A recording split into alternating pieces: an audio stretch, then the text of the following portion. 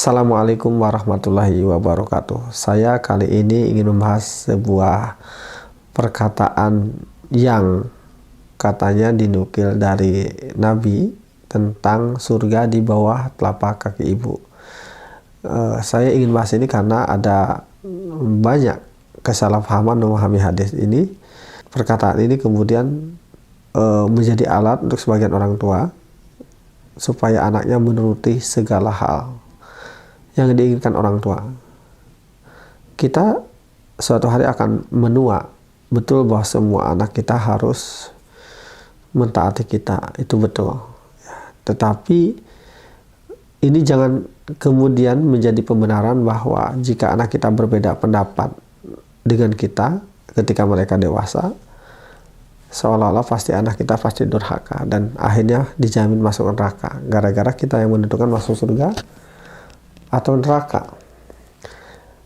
Yang pertama dulu ini yang saya bahas soal, saya bilang tadi perkataan ya yang disebut dari hadis Nabi itu.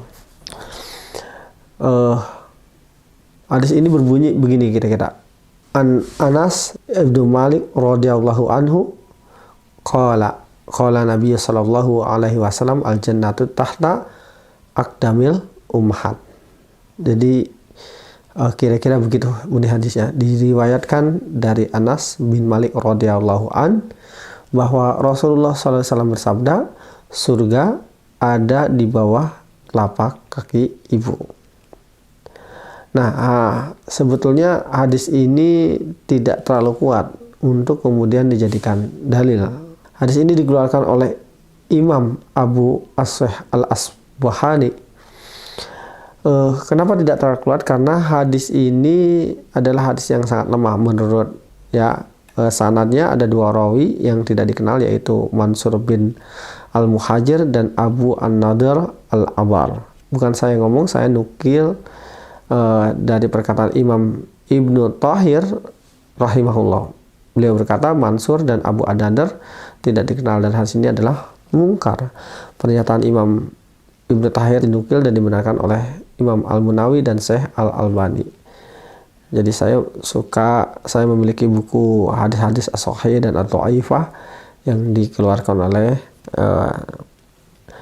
dari Syekh Nasiruddin Al-Albani. Hadis ini juga diriwayatkan dari sahabat yang lain, yaitu Abdullah bin Abbas radhiyallahu anhu dengan lafadz yang sama, tapi di akhir kalimatnya ada tambahan gitu. Tambahannya kira-kira gini, barang siapa diinginkan oleh para ibu untuk masuk surga, maka dia masuk surga. Gitu ya. Dan barang siapa yang diinginkan oleh para ibu untuk dikeluarkan dari surga atau masuk neraka, maka dia tidak masuk surga. Kira-kira gitu tambahan di akhir kalimatnya. Hadis ini dikeluarkan oleh Imam Ibnu Adi dalam Al-Kamil fi Du'afar Rijal. Nah,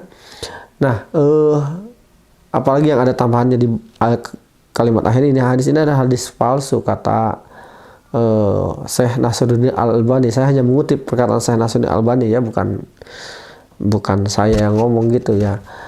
Menurut Syekh Nasiruddin Al-Albani dalam sanadnya ada rawi yang bernama Musa bin Muhammad bin Atha Al-Maqdisi. Ya, dia dinyatakan sebagai pendusta oleh Imam Abu Zur'ah dan Abu Hatim Ar-Razi. Imam Ibnu Hibban dan Ibnu Adi menyatakan bahwa dia adalah pemalsu hadis. Syekh Islam Ibnu Taimiyah rahimahullah berkata, aku tidak mengetahui lafaz hadis ini dari Rasulullah SAW dengan sanad yang sahih. Hadis ini dinyatakan sebagai hadis yang palsu oleh Syekh Muhammad Nasiruddin Al-Albani. Nah, kalau mau pakai sebetulnya jangan pakai perkataan al-jannatu tahta aqdamil ummahat, bukan. Karena itu tadi menurut beberapa ulama hadis ini sebetulnya tidak kuat, bahkan palsu jika ditambahi dengan kalimat yang tadi tambahan. Saya tidak mengatakan berbakti pada orang tua, berbakti pada ibu itu salah. Tetap kita lanjutkan, nilai-nilai itu adalah tetap nilai-nilai baik gitu. Ya, tetapi kalau mau pakai dalil berbakti sama orang tua, jangan pakai hadis yang tadi, jangan pakai hadis yang bunyinya adalah al-jannatu tahta aqdamil ummahat. ada hadis lain yang sebenarnya lebih baik digunakan, dan ini hadisnya sahih ya, atau hasan ya.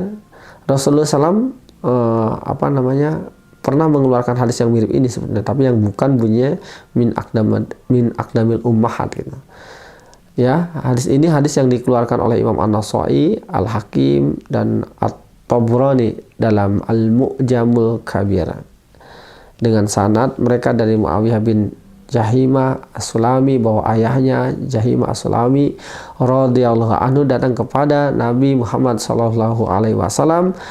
Beliau suatu hari berkata, "Ya Rasulullah, aratu an aghru wa qad ji'tu astashiruka." Faqala, "Allaka min Qala, "Na'am." Rasulullah SAW sabda, "Qala falzamha fa innal jannata tahta rijlaiha." Nah, ini kalimatnya ya. Jadi kira-kira terjemahannya gini, "Wahai Rasulullah, aku ingin ikut dalam peperangan, berjihad di jalan Allah." Gitu ya.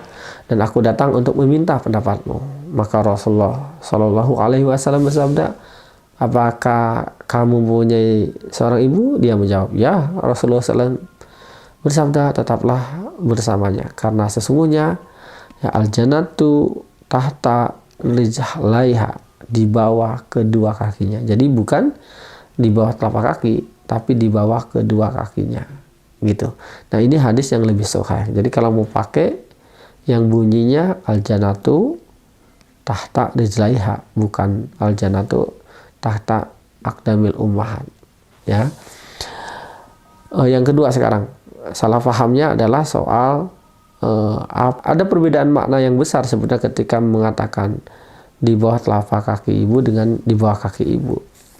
Ketika banyak orang menyatakan surga di bawah telapak kaki ibu, ya itu kemudian perkataan ini menjadi dalil wajibnya seorang anak untuk berbakti pada orang tua.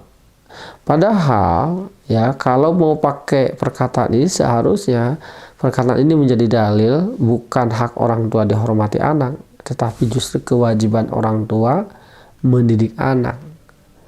Jadi konteksnya adalah ini adalah justru untuk mengingatkan orang tua betapa tanggung jawab besar mereka mendidik anak, bukan hak prerogatif orang tua dihormati anak.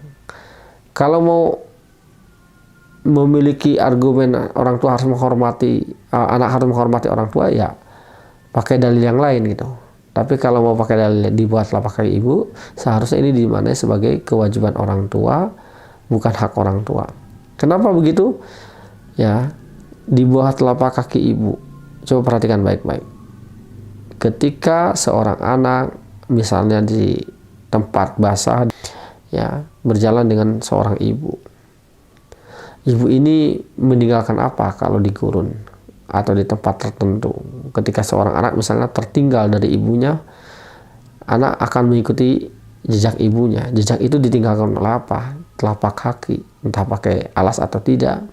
Pasti yang paling dekat adalah telapak kaki, yang paling bersentuhan dengan bumi itu adalah telapak kaki. Pertanyaannya, kalau kemudian ya anak terpisah dengan orang tuanya ketika mengikuti jejak-jejak yang ditinggalkan oleh ibunya misalnya, apa yang terjadi? Kalau ibunya sudah hilang dari pandangan, tentu anak akan terus mengikuti jejak telapak kaki ibunya. Jika kemudian telapak kaki ibunya ke kiri, maka anak akan berbelok ke kiri. Jika telapak kaki ibunya ke kanan, anak akan berbelok ke kanan. Jika telapak kakinya menunjukkan lurus, tetap akan lurus. Ya, artinya apa? Anak-anak itu pada dasarnya akan berimitasi, akan melakukan imitasi, akan meniru orang tuanya. Jika orang tuanya masuk neraka, maka anaknya berpeluang masuk neraka. Jika orang tuanya masuk surga, maka anaknya berpeluang besar mengikuti jejak ibunya masuk surga. Tetapi dalam konteks pendidikan anak bukan hanya teladan untuk anak kita masuk surga atau neraka. Perlakuan-perlakuan orang tua juga menentukan anak-anak kita selamat atau tidak, mengikuti jejak kita atau tidak. Sebab zaman now apalagi teladan aja nggak cukup, betapa banyak di sekitar kita orang tuanya yang rajin ibadah tapi anak-anaknya begitu susah beribadah. Betapa tak sedikit kita melihat fenomena orang tuanya sukses, ketika giliran orang tuanya wafat, anak-anaknya sengsara. Karena memang tidak semata-mata hanya teladan. Orang tuanya rajin belajar, tapi anaknya ya tidak selalu bersemangat belajar. Kalau pendidikan itu hanya soal teladan, maka ibu-ibu yang berhijab otomatis anaknya akan juga kemudian berhijab. Ibu yang kemudian rajin ibadah, anaknya seharusnya otomatis juga rajin ibadah. Tetapi kenyataannya tidak semudah itu kan. Artinya apa? Perlakuan-perlakuan kita pada anak selain teladan juga menentukan anak-anak kita akan mengikuti jejak kita atau tidak. Semoga kemudian kita tidak menjadikan anak-anak kita celaka gara-gara kita tidak memperlakukan anak kita dengan positif. Jadi teman-teman, ya kesimpulannya, kalau mau pakai hadis supaya anak kita menghormati orang tua, pakailah yang al-jannatu tahta rijlaiha, ya, bukan yang pertama al-jannatu tahta aqdamil ummahat, gitu ya. Sebab yang pertama itu bukanlah, konteksnya adalah bukan, maknanya bukan orang tua wajib kemudian dihormati oleh anak, tapi justru orang tua wajib mendidik anak. Justru tanggung jawab besar orang tua untuk mendidik anak. Sebab jejak-jejak orang tua, perilaku orang tua, dan bagaimana perlakuan orang tua pada anak akan menentukan anak-anak kita menjadi selamat atau tidak selamat. Terima kasih banyak. Assalamualaikum warahmatullahi wabarakatuh.